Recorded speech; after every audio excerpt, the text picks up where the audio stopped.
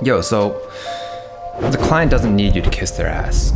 I know that might sound a little bit counterintuitive, right? Because whether you're working in China or the United States, there's always this default cultural narrative around the client is always right. Just do what the client says. Wine and dine and kiss the client's ass so that you can win the job, right? And keep the relationship flowing. Sounds familiar, right?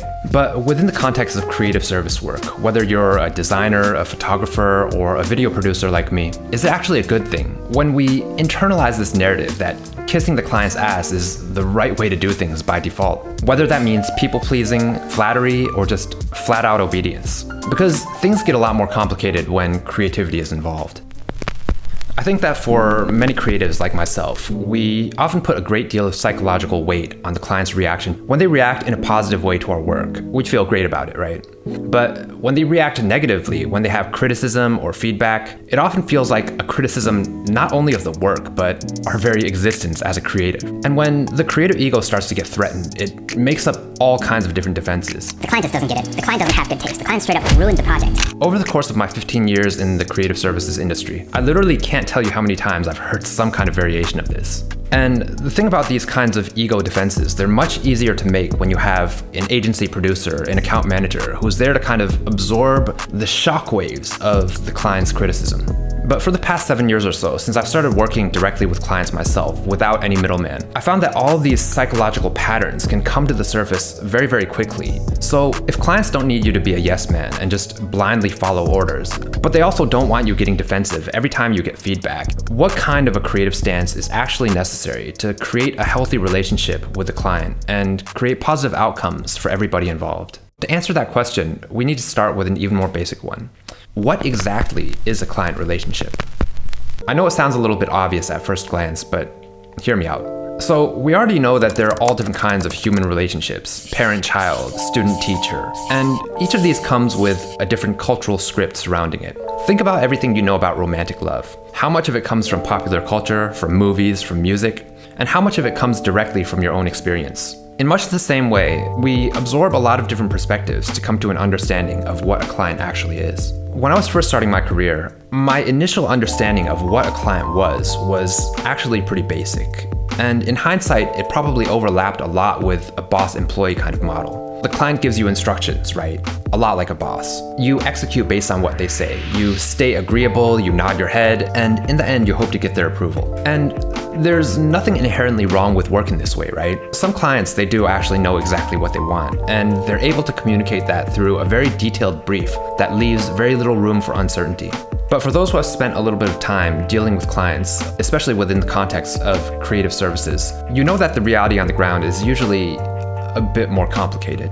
Many times the client might not actually know what they want. Maybe they come to you with a PR or communications crisis. Maybe they have some complicated internal politics within a huge international organization. In many of these circumstances, the client doesn't necessarily know how to solve the problem themselves, let alone write it out in a brief. And it's in these kinds of situations that kissing the client's ass, or the client is always right, that kind of model starts to fall apart. So taking all this into consideration, I think we might need a better model to understand the client relationship.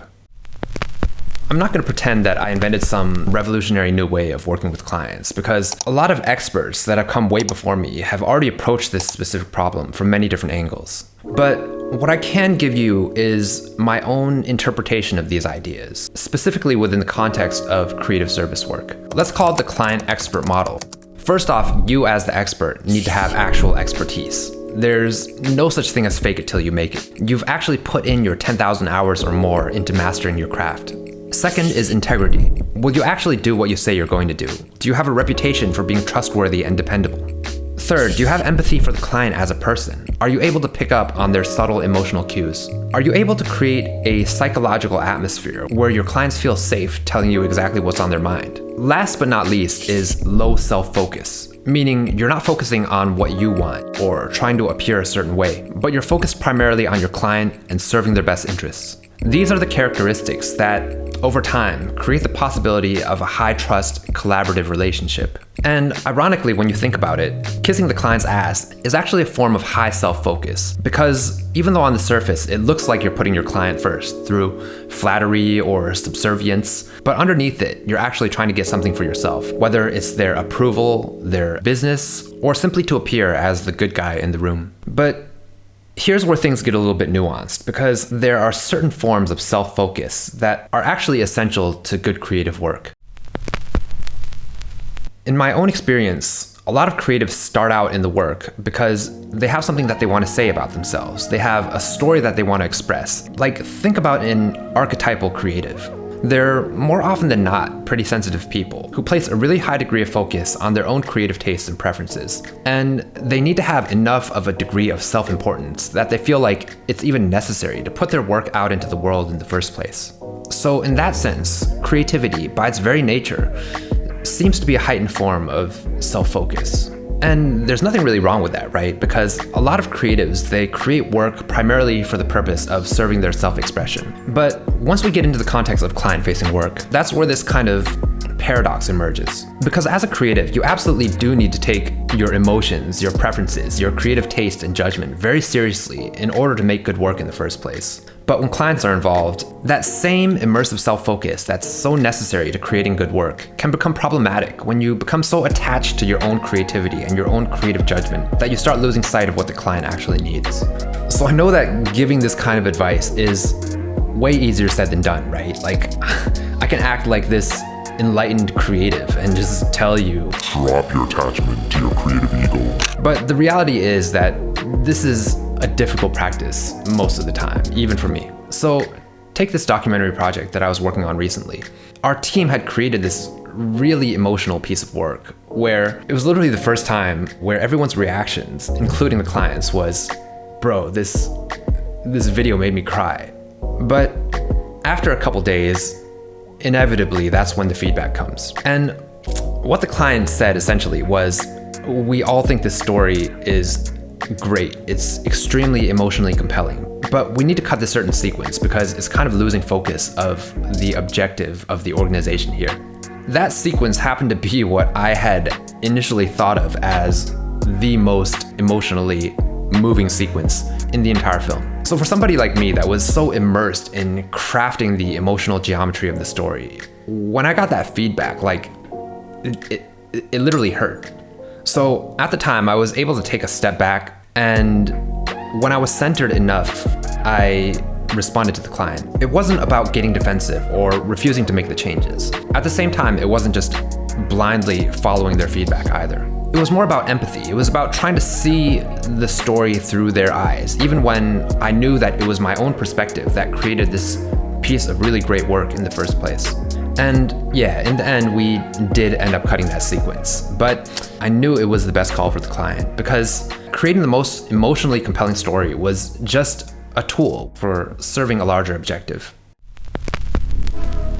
And at this point in my career, this is what I think is the foundation of mature creative service.